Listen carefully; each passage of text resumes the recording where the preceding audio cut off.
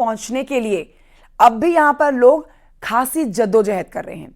हालांकि रेलवे की ओर से जो इंतजाम किए गए हैं, यहां पर स्पेशल ट्रेनें चलाई जा रही हैं और होल्डिंग एरियाज जो बनाए गए हैं, यहां पर लोगों को रोकने का प्रयास लगातार किया जा रहा है। यूपी के कई बड़े शहरों में यह व्यवस्था अमल में लाई जा रही है। देखिए इससे जुड़ी ये रिपोर्ट।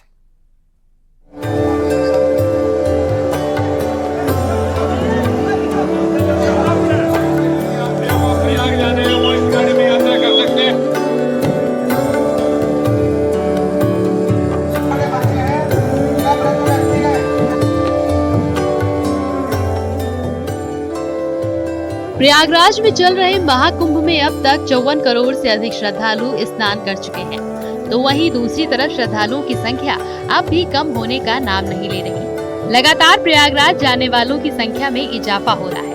यही वजह है कि रेलवे ने कुंभ स्पेशल ट्रेनें चलाई हैं। कानपुर सेंट्रल स्टेशन से लगातार ट्रेनों का संचालन किया जा रहा है। कुंभ को लेकर स्पेशल ट्रेन चलाई जा रही हैं और लगातार ये चलाई जा रही हैं।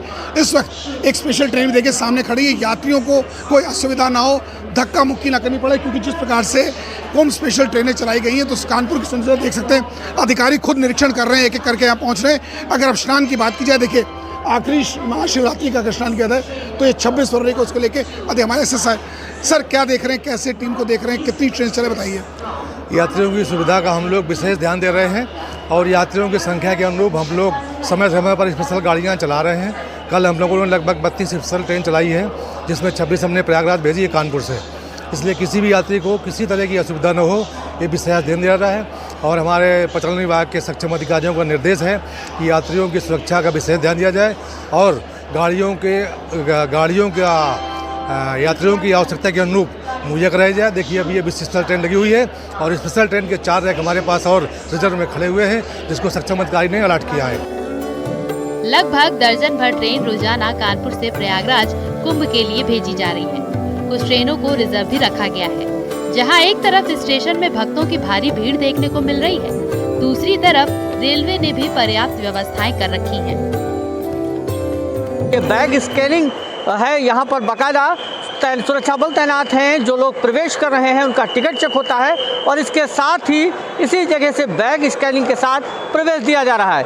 जब ट्रेनें स्टेशन पर पहुंचती हैं तो जीआरपीएफ और आरपीएफ के जवान वहां तैनात रहते हैं और रेल यात्रियों को बाकायदा सुगमता से उतारते भी हैं और गंतव्य को जाने वाले लोगों को ट्रेन में चढ़ाते हैं। इसके साथ ही 250 सीसीटीवी कैमरे से पूरे अयोध्या धाम रेलवे स्टेशन की सिक्योरिटी की जा रही है। तो यात्रियों की सुविधा के लिए ओपन एरिया में भी होल्डिंग सिस्टम एरिया बनाया गया है और इसके साथ ही जो कैंपस है उसमें भी होल्डिंग एरिया बनाया गया ताकि श्रद्धालुओं को आराम करने की भी मौका मिले और इसके साथ उनकी मूलभूत सुविधाओं का भी ध्यान रखा जा रहा है।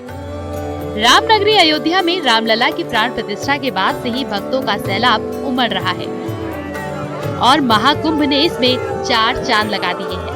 हर दिन लाखों की संख्या में श्रद्धालु अयोध्या पहुंच रहे हैं। ट्रेन के माध्यम से अयोध्या पहुंचने वाले श्रद्धालुओं के लिए अयोध्या धाम रेलवे स्टेशन पर खास ध्यान दिया गया है। अयोध्या धाम रेलवे स्टेशन पर यात्रियों की सुविधा के लिए अब उसमें तमाम और व्यवस्थाएं जोड़ दी गई हैं। रामनगरी में इस समय प्रतिदिन 10 लाख से ज्यादा श्रद्धालु आ रहे हैं। श्रद्धालुओं के लिए होल्डिंग एरिया बनाया गया है। अतिरिक्त पूछताछ काउंटर खोले गए हैं और सुरक्षा बलों की ओर से खास एहतियात बरता जा रहा है। सघन तलाशी के बाद ही श्रद्धालुओं को स्टेशन में प्रवेश दिया जा रहा है। सुरक्षा हर जगह हम लोगों को अच्छा दिखा देगा, हर जगह ऐसा नहीं हम लोगों को अकेला है तो भी सिक्योर है। कितना भी आप रात आओ, लेडीज आओ, बहुत सिक्योर सिस्टम है। ट्रेन की जो जानकारी है वो प्रॉपर दी जा रही है? दे रहे। यहाँ पर क्लीनिंग वगैरह कैसी है? बहुत साफ सुथरा है। टिकट काउंटर्स देखिए, इतने सारे लाखों लोग आ रहे, मगर हम लोगों को कहीं पे भी ऐसा नहीं दिखा कि गंदगी है या कुछ डिसीजेस आता, ऐसा कुछ भी नहीं है। भदोही जिले के ज्ञानपुर रोड रेलवे स्टेशन पर आने और जाने वाली ट्रेनों में श्रद्धालुओं की भारी भीड़ देखने को मिल रही है। हालांकि रेलवे स्टेशन पर सुरक्षा के पुख्ता बंदोबस्त किए गए हैं। भीड़ का दबाव न बढ़े, इसको लेकर रेलवे पुलिस बल तैनात है और प्रयास किया जा रहा है कि रेलवे स्टेशन पर किसी तरह की कोई अप्रिय घटना न हो। लेकिन बड़ी संख्या में श्रद्धालु महाकुंभ की तरफ जा रहे हैं। आप मेरे पीछे देख सकते हैं कि यह एक मेला स्पेशल ट्रेन है जो प्रयागराज की तरफ से वापस लौट रही है। हम इस समय ज्ञानपुर रोड रेलवे स्टेशन पर हैं और ट्रेन में भारी भीड़ है। बड़ी संख्या में जो श्रद्धालु हैं वह ट्रेन में मौजूद हैं। भीड़ अत्यधिक है, लेकिन जो रेलवे पुलिस की व्यवस्थाएं हैं वह बहुत अच्छी हैं। बाकायदा रेलवे स्टेशन पर सुरक्षाकर्मी तैनात किए गए हैं, क्योंकि जिस तरह से दिल्ली की घटना हुई उसके बाद रेलवे पुलिस काफ़ी सतर्क है और रेलवे पुलिस के द्वारा जो व्यवस्थाएं हैं वह बहुत अच्छी की गई हैं। आपको बता दें कि महाकुंभ भले ही आखिरी पड़ाव में चल रहा हो, लेकिन जो श्रद्धालुओं का तांता है वह टूटने का नाम नहीं ले रहा। बड़ी संख्या में जो है श्रद्धालु महाकुंभ की तरफ जा रहे हैं। ये बताइए कि क्या कहेंगे रेलवे की इस बार की जो व्यवस्थाएं हैं उसको लेकर? पर्व तो ये महापर्व है, महाकुंभ है, इसमें लोग श्रद्धा की डुबकी मारने के लिए जा रहे हैं। लेकिन सरकार की व्यवस्थाएं बहुत अच्छी है, जो कि आने जाने के लिए ट्रेन की सुविधाएं तत्काल मिल जा रहा है और समय समय पर हर प्रति आधे घंटे के बाद आपको ट्रेन की सुविधा मिल जा रही है। आप स्नान करके लौट रहे हैं? हाँ, स्नान करके हम कुंभ से लौटे हैं, रात को निकले हैं, अभी हम आ गए हैं ज्ञानपुर। तो बिल्कुल ये महाकुंभ से लौटने वाले श्रद्धालु हैं जिनका कहना है कि रेलवे पुलिस और रेलवे के द्वारा बहुत अच्छी व्यवस्थाएं की गई हैं। बिहार और अन्य राज्यों से एंट्री वाले चंदौली जिले के PDDU स्टेशन पर भी महाकुंभ यात्रियों की भारी भीड़ उमड़ रही है। महाकुंभ जाने और आने वाले श्रद्धालुओं से स्टेशन परिसर भर गया है। ट्रेनों में दाखिल होने के लिए श्रद्धालुओं को जद्दोजहद करनी पड़ रही है। लोगों को इमरजेंसी विंडो से ट्रेन में दाखिल होना पड़ रहा। वीकेंड के बाद महाकुंभ से लौटने वालों की संख्या ज्यादा हो गई है। जिनका रिजर्वेशन है उनको भी परेशानी का सामना करना पड़ रहा है। GRP, RPF और चंदौली पुलिस की टीमें भीड़ को काबू करने में जुटी हुई है और तस्वीरों पर आपको दिखाने का प्रयास करते हैं कि किस तरह लोग यहाँ अभी भी जमे हुए हैं। रात से ही ये स्थिति है और पिछले 15 दिन से लगातार भीड़ पंडित दीनदयाल उपाध्याय स्टेशन आ रही है। चूँकि ये एक होल्डिंग स्टेशन की तरह काम कर रहा है, यहाँ पर प्रयागराज से स्नान कर लोग लौट रहे हैं और अपने गंतव्य तक जाने के लिए, अपने घर तक जाने के लिए ट्रेन पकड़ते हैं। तो दूसरी तरफ यहीं से स्पेशल ट्रेनें भी प्रयागराज के लिए चलाई जा रही है। आपको बता दें कि भीड़ की स्थिति ये है कि रोज 3 से 4 लाख लोगों को उनके घर भेजा जा रहा है। श्रद्धा और भक्ति के समागम में लोगों की भीड़ फिलहाल कम होती नहीं दिख रही। लोगों के उत्साह को देखते हुए 26 फरवरी तक ये सिलसिला ऐसे ही जारी रह सकता है। महाकुंभ में हर रोज श्रद्धालुओं की भीड़ बढ़ती जा रही है। ऐसे में भीड़ के नए रिकॉर्ड भी बन रहे हैं। Bureau report, news 18।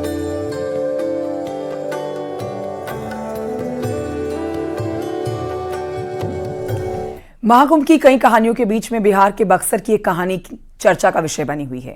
ये कहानी उन दोस्तों की है जिन्होंने महाकुंभ तक पहुंचने के लिए 600 किलोमीटर का सफर मोटरबोट से तय किया है।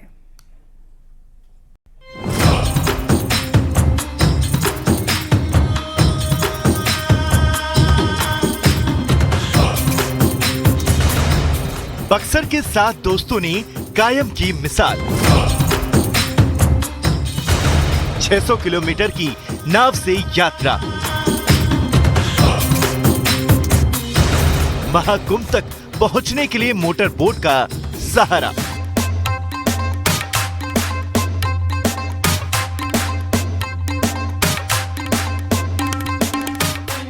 जिस वक्त महाकुंभ पहुंचने के लिए लोगों को बेहिसाब संघर्षों का सामना करना पड़ रहा है, उस वक्त बक्सर से आई इस कहानी ने लोगों का ध्यान अपनी ओर खींच लिया है।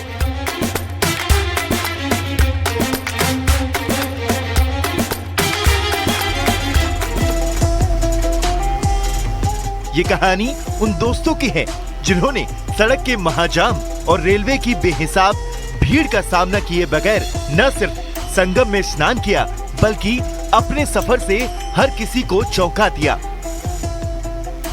बक्सर के रहने वाले कुछ दोस्तों ने प्रयागराज महाकुंभ में जाने के लिए नाव का सहारा लिया। नाव में बाज़ाब्ता इन लोगों ने इंजन लगाया और नाव से पर सवार होकर के ये सभी दोस्त प्रयागराज कुंभ के लिए निकले और अब ये स्नान करके बक्सर पहुंच चुके हैं। सभी दोस्तों ने बताया कि सबसे पहले प्लान बना कि ये सभी लोग ट्रेन से प्रयागराज महाकुंभ जाएंगे, लेकिन ट्रेन में जिस तरह से भीड़ बढ़ी थी, फिर इन लोगों ने बताया कि सभी सड़क मार्ग से सोचे प्रयागराज कुंभ जाने के लिए, लेकिन महाजाम के चलते ये सभी नहीं निकल पाए प्रयागराज महाकुंभ के लिए। उसके बाद इन सभी लोगों ने प्लान किया है कि बोट नाव पर इंजन के बांध करके और उस नाव के सहारे हम लोग महाकुंभ के लिए निकले। दरअसल बक्सर के कमहरिया गांव के रहने वाले ये लोग दूसरे श्रद्धालुओं की तरह ट्रेन या सड़क के रास्ते प्रयाग तक पहुंचना चाहते थे, लेकिन न तो ट्रेन में जगह थी और न ही सड़क के जरिए आसानी से महाकुंभ तक पहुंचा जा सकता था। लेकिन महाकुंभ पहुंचने का संकल्प इन लोगों ने ले रखा था, इसलिए तय किया गया कि नदी के रास्ते ये महाकुंभ तक का सफर तय करेंगे। आप लोग यहाँ पर देख लीजिए, हम चौथा पार कर रहे हैं। करीब 600 किलोमीटर के आने और जाने के सफर को तय करने के लिए सबसे पहले एक नाव का इंतजाम किया गया। उसके बाद नाव में मोटर फिट की गई, खाने पीने का सामान नाव पर लोड किया गया और फिर ये निकल पड़े महाकुंभ की ओर। सबसे प्रयागराज जा रहे हैं नहाने। इन सभी सातों दोस्तों ने 11 फरवरी को सुबह 10 बजे कमहरिया गांव से अपने सफर की शुरुआत की थी।